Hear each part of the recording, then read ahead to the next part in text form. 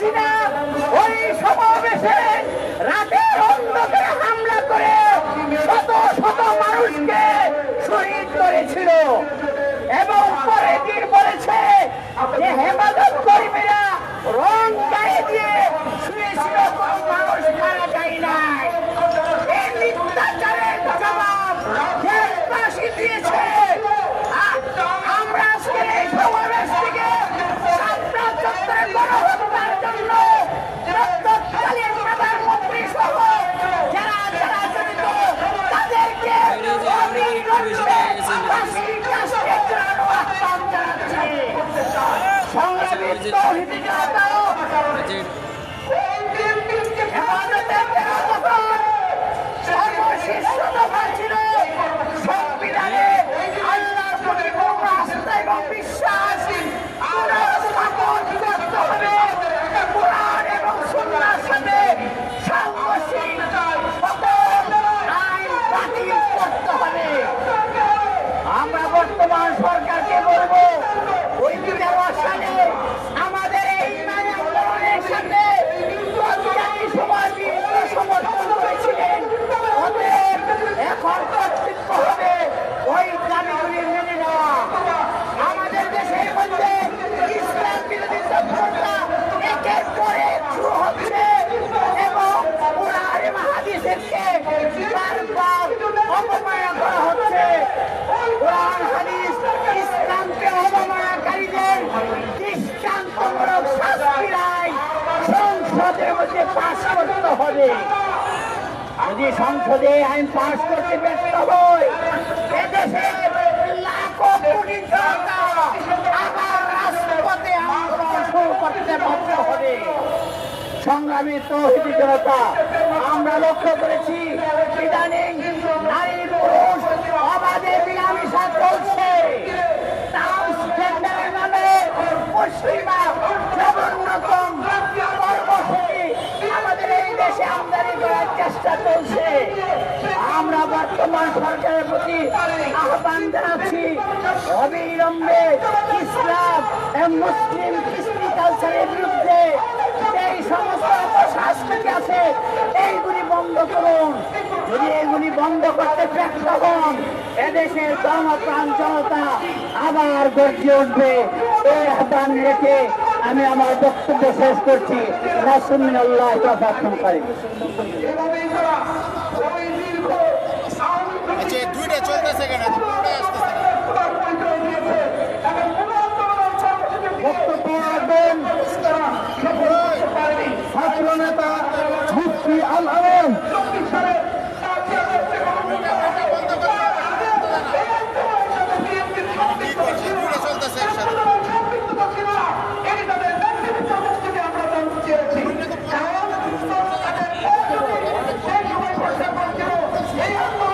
সংগ্রামী সভাপতি বন্ধুগণ, আজকে আমরা যারা উপস্থিত হচ্ছি 2013 আমার অনেক ভাইরা নবী প্রেমিক ভাইরা ইমানকে রক্ষিত করেছিল। সরাসরি থেকে শেখ হাসিনা লিখতেছে আমাদের নৈতিক শাহাদাত পরিবার করতে হয়েছে। আজকে আমরা এখানে উপস্থিত হয়েছি এই বছর আমাদের এই শাহাদাতের পিছনে দাবি আদায় করছে। যতদিন পদ্ধতি বছর না করা হবে, যতদিন পরিবার বাংলাদেশ ফেরাবেন আন্দোলন প্রধান আমিনুল সালামের মাওলানা হাবিবুল্লাহ মেয়াদী নেতৃত্বে এই আন্দোলন সারা বাংলাদেশে ছড়িয়ে দিতে হবে।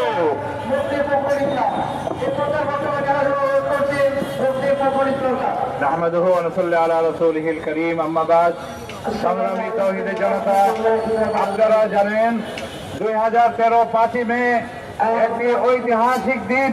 সেই দিনে সরকারের পক্ষ থেকে দেশের তৌহিদি জনতা সেই শাপলা চত্বরে একত্রিত হয়েছিল। তৌহিদি জনতার একটি দাবি ছিল নাস্তিক মোরতাদ গোলগারদের বিরুদ্ধে কঠোর শাস্তির আইন করা হোক। তা না করে তৎকালীন সময় সেই তৎকালীন সময়ের যে প্রশাসন ছিল তারা আমাদেরকে নির্মমভাবে গুলি করে আমাদের সাথীদেরকে তৌহিদি জনতাকে এই চত্বরে নির্মমভাবে হত্যা করেছে। আমরা সরকারের কাছে উদ্যোগ আহ্বান করি, আপনারা এই শাপলা চত্বরে তদন্ত করে সেই আসামিদেরকে বাংলার জমিনে পৃথিবীর যেখানে তারা লুকিয়ে থাকো বাংলার জমিনে এনে তাদেরকে দৃষ্টান্তমূলক শাস্তি দেওয়া হোক। আমরা চাই 13 দফা আমাদের যে হেফাজতের 13 দফা সেটা বাস্তবায়ন হোক। আমরা চাই বাংলাদেশে কোরআন সন্ন্যার কটূক্তিকারীদের সর্বোচ্চ শাস্তির বিধান করা হোক। আমরা চাই আলিম ওলামাদের নিরাপত্তার ব্যবস্থা করা হোক। আল্লাহ তাআলা এই সরকারকে শুভবুদ্ধি প্রদান করুক যে তারা তাদের এই আমলেই ছাত্রদের সমস্ত অপরাধীদেরকে দৃষ্টান্তমূলক শাস্তি দান করা হোক।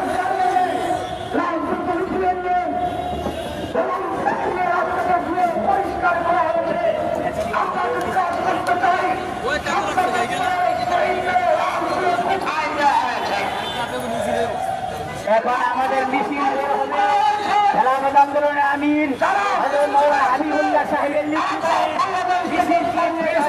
দিকে অগ্রসর হবে। আমরা সকলে মিছিলে অংশগ্রহণ করি।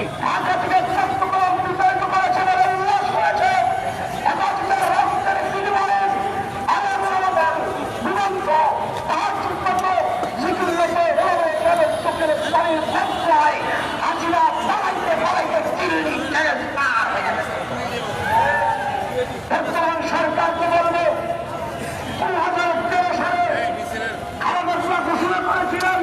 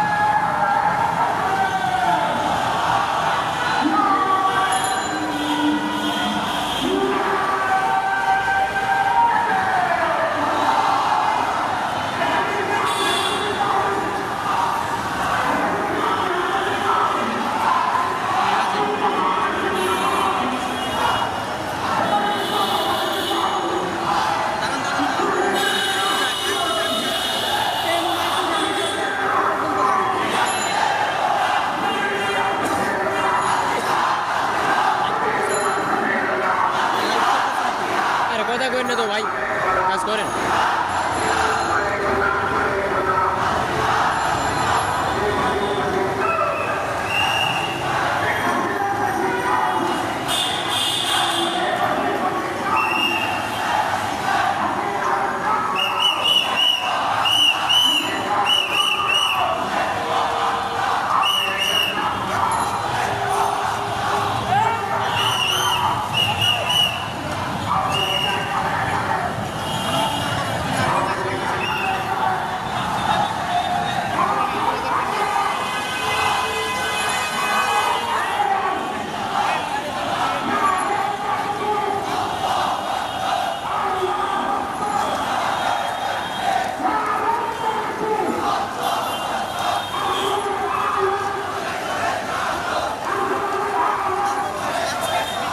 সেটা কিন্তু আপনাদের সরাসরি দেখানোর চেষ্টা করছিলাম এবং